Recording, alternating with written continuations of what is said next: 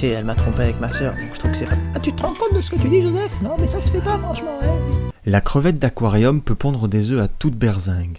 Lorsque le mâle féconde la femelle, il y prend énormément de plaisir. Oui, énormément. Tu veux connaître ton niveau en électricité? Envoie Mon niveau est-il bon au 72 75 22 52 752. Tu veux rencontrer les femmes les plus chaudes de ta région? Alors envoie femme la plus chaude de ta région au 85 8752 386 27 22 22.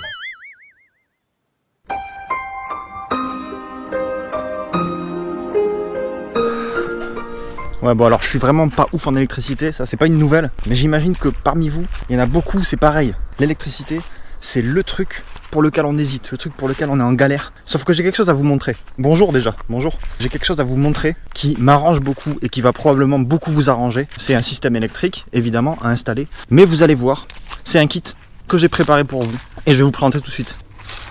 Bon, alors comme vous le savez, j'ai installé la lumière à l'intérieur, mais j'ai pas encore installé l'électricité. Donc la lumière est totalement inutile, on est d'accord? Et donc je voulais en venir à l'étape de l'électricité, sauf que je savais pas trop comment faire en fait. J'avais des astuces, j'avais des solutions qui sont tombées à l'eau à cause du Covid.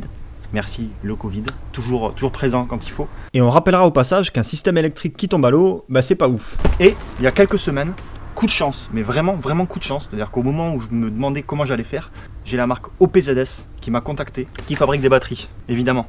C'est pas la boucherie du coin quoi. Ça aurait été un peu bête de m'envoyer un steak haché pour... Je vous annonce la couleur. C'est un partenariat avec OPZS. Il faut savoir que je fais jamais de vidéos sous partenariat. J'en ai fait une seule et c'était il y a très longtemps. J'ai reçu des propositions de partenariat pour des objets que je savais pas trop quoi en faire. Et j'avais pas envie de faire une vidéo spécialement pour cet objet. Donc voilà, je suis transparent avec vous. Ils m'ont envoyé ce colis. Ce qu'il faut que vous sachiez, c'est qu'ils m'ont proposé des produits beaucoup plus haut de gamme, c'est-à-dire les modèles au-dessus, les batteries. Les batteries, c'est des containers quoi. Si j'ai choisi cette voiture qui coûtait pas cher et que j'ai fait un aménagement assez simple à l'intérieur, c'est pour mettre un système électrique assez simple et abordable. Pour vous et pour moi aussi, un petit peu quand même, j'avoue. Donc je cherchais le cutter et on déballe le colis tout de suite. Et ce qu'il faut que vous sachiez aussi, c'est qu'il y aura un code promo pour vous si vous voulez acheter le même kit ou le même genre de kit. Ce ne sera pas que pour ce kit, ce sera pour le site en lui-même OPZS. Donc la vidéo est totalement intéressante.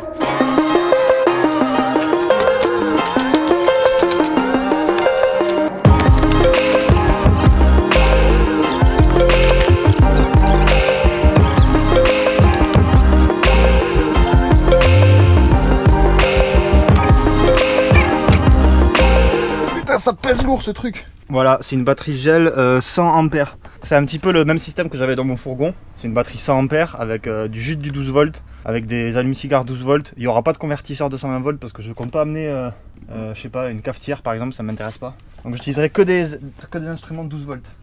Et oui, c'est ça le câblage, tout est déjà câblé en fait. Mais j'ai l'essentiel, c'est-à-dire que j'ai la batterie, ça c'est quand même important, et le coupleur séparateur, ça c'est très important ça. Écoutez, ce que je vais faire, c'est que je vais couper la vidéo tout de suite et on va se retrouver à un autre endroit complètement différent. Pourquoi? Parce que ça fait plaisir. Voilà, ça sera génial. Bon, je suis désolé, il fait pas super beau ici. C'est pas grave, au final. C'est pas le but de la vidéo. Mais en tout cas, ce qui est sûr, c'est que la première étape à faire quand on installe l'électricité dans un véhicule, c'est déjà d'évaluer sa consommation. Donc moi, je vais pas avoir une grosse consommation. Les seuls objets que je vais utiliser, c'est l'éclairage LED, recharger mon téléphone, recharger ma GoPro et recharger mon ordinateur portable. Voilà, c'est tout. Il n'y aura pas de... je vais pas brancher une télévision dessus, un home cinéma. Non, je vais pas brancher ça. Donc, grâce à ce tableau-là, je laisse la voix off un petit peu vous expliquer comment est-ce qu'on peut évaluer sa consommation pour savoir quelle batterie prendre. Ok, merci Jean-Michel. Alors cette partie va être assez rapide parce que regarder un tableau Excel sur un fond blanc, c'est pas forcément passionnant. L'objectif, c'est de dresser un tableau avec la liste de tous les appareils qu'on va utiliser. Premier appareil plutôt évident, l'éclairage. Deuxième appareil, Deuxième appareil, un bon gros four de 8000 watts pour faire chauffer des pizzas. Non, je déconne. Deuxième appareil, un téléphone. Ensuite, une caméra, une enceinte Bluetooth et un ordinateur. Bon, l'ordinateur, on verra à la fin parce que c'est un peu compliqué. Là, je liste uniquement des appareils qui peuvent fonctionner en 12 volts. Donc pour l'éclairage par exemple, il suffit juste de regarder sur l'emballage et il est marqué une puissance de 24 watts pour une tension de 12 volts. On en déduit donc une consommation de 2 ampères. Est-ce qu'il est nécessaire de rappeler cette fameuse formule P égale U fois I? La puissance est égale à la tension multipliée par l'intensité et c'est ce qui nous permettra de faire tous les calculs qui vont suivre. Ensuite, on détermine combien de temps par jour on va utiliser l'appareil. Par exemple l'éclairage, j'estime que j'ai utilisé 6 heures par jour. Et donc du coup on aura une consommation ampères par jour de 6 fois 2, donc 12 par jour. Sympa l'éclairage. Alors évidemment j'ai pris le pire des cas, 6 heures par jour, ça m'étonnerait que ça arrive, surtout que dans ma voiture il n'y a que des vitres, donc pour faire passer la lumière du jour, c'est pas très compliqué. Toutes ces infos elles sont marquées sur vos appareils. Pour le téléphone c'est un peu différent parce qu'on a une puissance de 10 watts, mais ce qui sort du chargeur et la batterie c'est que du 5 volts, donc du 2 ampères, et si on le ramène à du 12 volts, on obtient du 0,8 ampères heure, et ça faut faire pareil pour tout le reste, pour la caméra et pour l'enceinte.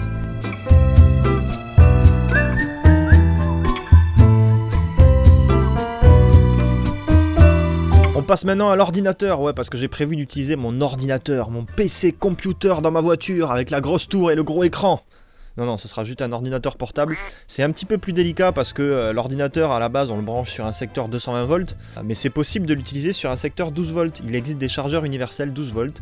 Ça, j'en parlerai un petit peu plus tard. Mais en gros, si vous voulez un ordinateur, si vous regardez sur la batterie, en général, c'est du 19 volts. Donc plutôt que de convertir du 12 volts en 220, puis du 220 en 19 volts, je préfère convertir du 12 volts en 19 volts. C'est possible. La procédure et les calculs, c'est exactement pareil que pour les autres appareils. Sauf qu'évidemment, on consommera beaucoup plus, parce qu'il ne faut pas oublier que c'est un ordinateur quand même. Donc j'estime que je l'utiliserai 5 heures par jour pour regarder par exemple un film et puis travailler un petit peu, ce qui correspond à une consommation de 40 ampères par jour. BAM!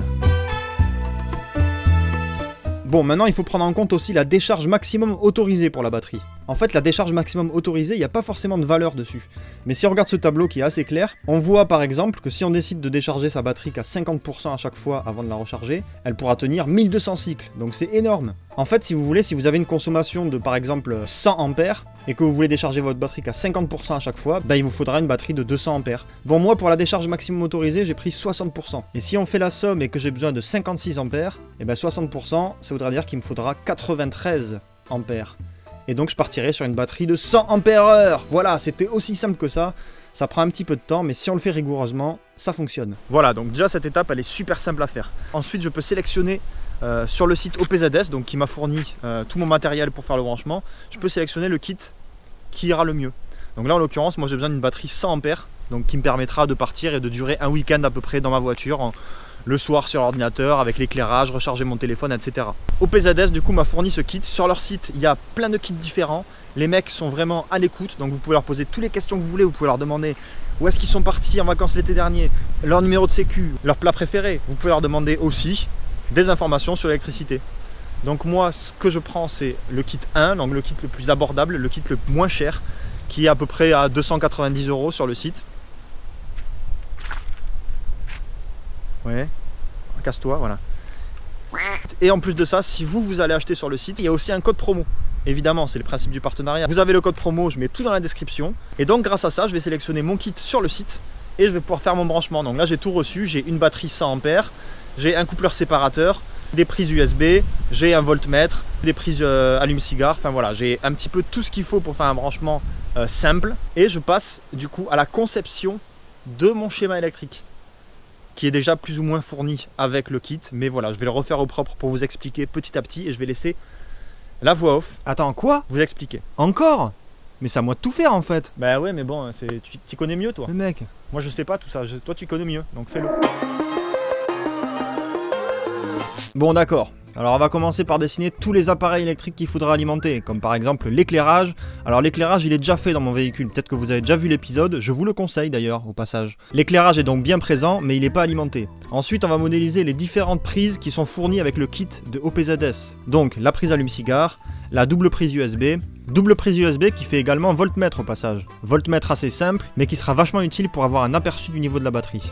Maintenant, de l'autre côté, on va dessiner la batterie moteur, qui est déjà dans votre véhicule, et la batterie auxiliaire et le coupleur séparateur fourni par OPZS. Bon, on est pas mal là. Alors, à quoi sert le coupleur séparateur pour ceux qui savent pas? Le coupleur séparateur servira à coupler les deux batteries quand le moteur sera allumé, donc les deux batteries se rechargeront, et il servira à séparer les deux batteries une fois que le moteur sera éteint. Les deux batteries seront donc chargées et séparées, et on pourra utiliser la batterie auxiliaire sereinement. Et ça, c'est une belle histoire. On peut donc raccorder les deux batteries ensemble grâce au coupleur séparateur, comme sur le schéma qu'on vient de voir. De toute façon, avec le coupleur séparateur, il y a un schéma très clair, donc faut pas s'inquiéter. Et pour le choix de la section des câbles, on verra ça juste après. Pour les fusibles, c'est pareil, c'est très important, mais on en parlera juste après. Bon, une fois que le système pour recharger la batterie auxiliaire est dessiné, on peut commencer à raccorder notre éclairage et nos prises. À la batterie auxiliaire, bien sûr. On récupère donc le pôle positif et le pôle négatif de la batterie auxiliaire, et il faudra penser à rajouter une boîte à fusibles pour protéger chacun de nos composants.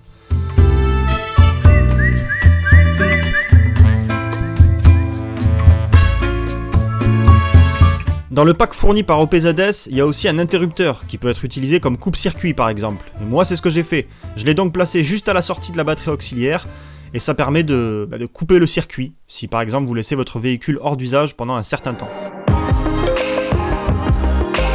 Passons maintenant aux éléments de sécurité, donc c'est-à-dire le dimensionnement des câbles et la mise en place des fusibles. D'ailleurs, j'ai déjà fait une vidéo un peu similaire et qui est beaucoup plus détaillée que celle-ci, et je vous invite à aller la voir si vous voulez en savoir plus. Le fusible, pour ceux qui ne savent pas, c'est un élément qui va casser en premier, voilà, donc c'est pour ça qu'on dit péter un fusible, qui va casser en premier lorsqu'il y aura par exemple un court-circuit ou une surintensité. Le fusible doit donc être bien dimensionné pour remplir pour faire son job.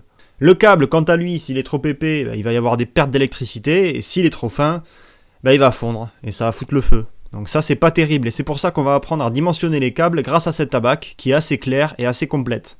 Attention, je précise quand même que c'est pour des câbles en cuivre.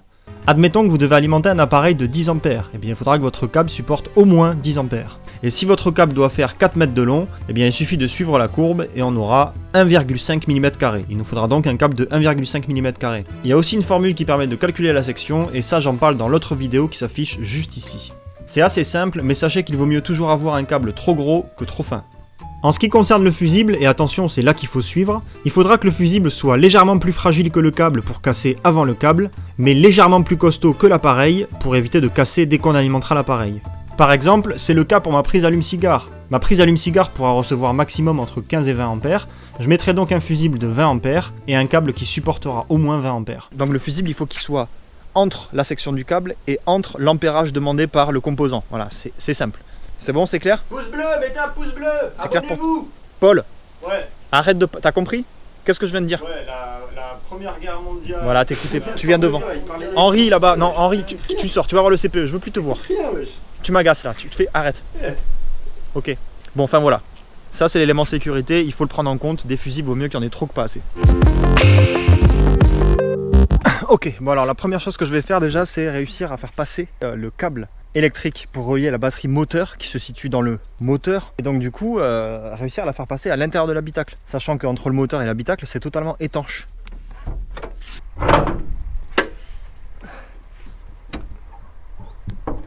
Donc la batterie moteur est ici, d'ailleurs elle est vieille, il faut que je la change. Alors pour trouver un endroit où je peux faire passer les câbles, eh bien c'est très simple, je vais suivre les câbles qui sont déjà sur la batterie. Je vais voir jusqu'où ils vont à l'intérieur, par où ils passent. C'est ce gros câble noir qui est ici et qui va jusqu'à ici. Les câbles en fait ils passent à l'intérieur du véhicule depuis le moteur par ce caoutchouc là. Donc si je fais passer mes câbles c'est par là.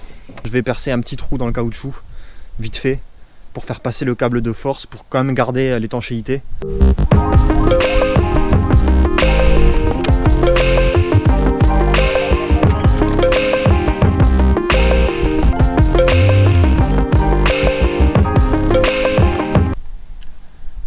Bon, alors je dois démonter le tableau de bord parce que j'ai pas accès au câble. Voilà, là il y a tout ça qui cache.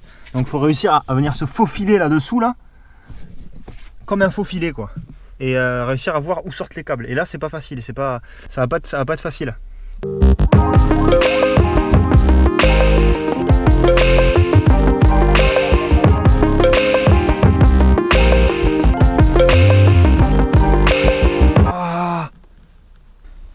Je pense que c'était le truc le plus galère que j'ai fait de ma vie. Il y avait un autre truc galère le 13 août 1962. J'avais galéré aussi. Bon, j'ai réussi, là c'est bon. Donc j'ai les câbles qui sortent d'ici et qui rejoignent le moteur. Bon, c'était une étape qui a duré beaucoup plus de temps que prévu. Vous avez vu en vidéo que le début et la fin. Vous n'avez pas vu tout ce qui s'est passé au milieu, la galère que j'ai eue. J'ai fait me suicider 3 fois. Bref, pour résumer un petit peu ce qu'il y a dans le kit qu'ils m'ont fourni. Il y a une batterie 100 A, gel. Donc c'est une batterie gel, donc ça dure longtemps dans le temps. C'est du solide, sauf si vous la balancez à la flotte, évidemment. Un coupleur séparateur, du câblage, une prise allume-cigare, 2 prises USB, un voltmètre. C'est complet, voilà, c'est complet. Imaginez un instant, imaginez que je branche ces deux câbles là,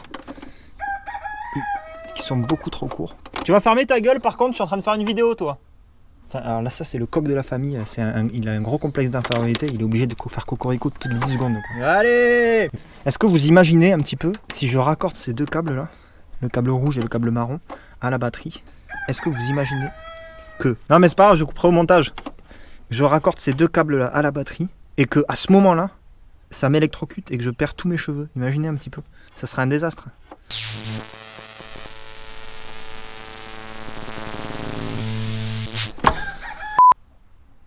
Bon, faites attention avec l'électricité, ça se manipule pas n'importe comment, il faut faire très attention, il faut éviter de décéder, c'est mieux. Donc si vous cherchez du matos pour faire un branchement simple dans votre véhicule, dans votre van, dans votre voiture, sur votre trottinette, votre scooter, n'importe où, un branchement simple et pas cher, je pense que vous avez une bonne piste du coup. Vous le savez, il y a un code promo, c'est marqué dans la description. Je le marque même sur l'écran là, ici. Allez voir sur le site, il y a plein de kits différents, peut-être que vous trouverez votre bonheur.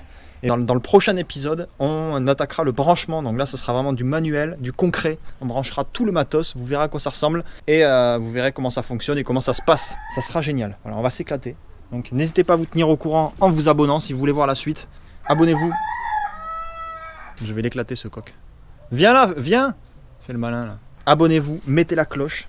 Et puis comme ça, vous verrez la suite. Vous verrez comment ça se passe pour faire le branchement. Et puis voilà. Qu'est-ce que je peux dire de plus ? Mettez un pouce bleu, portez-vous bien et puis à bientôt. Et surtout, n'hésitez pas à commander un livre. Je crois que les gens ont compris que tu avais un livre. Personne commande si je dis pas. Je le dis. Mais je te le dis, prends un livre.